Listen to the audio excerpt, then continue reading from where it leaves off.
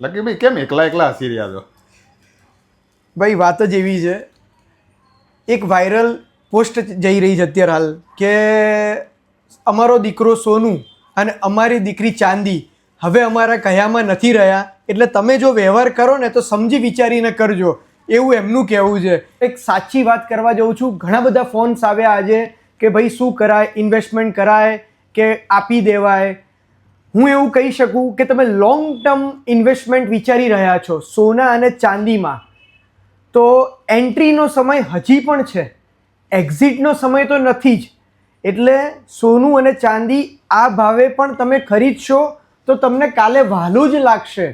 તમે એમ વિચારી લેશો કે હું આજે ચાંદી કે સોનું વેચી દઉં અને કાલે નીચે આવશે પછી ફરીથી લઈ લઈશ. તો મેં એવું જોયું છે કે આપ્યા પછી લેતા કસ્ટમર ઘણા ઓછા છે અને એ રૂપિયા બીજી બધી જગ્યાએ ક્યાંક વપરાઈ જાય છે. તો તમારું સોનું સેફ રાખો, તમારું ચાંદી સેફ રાખો.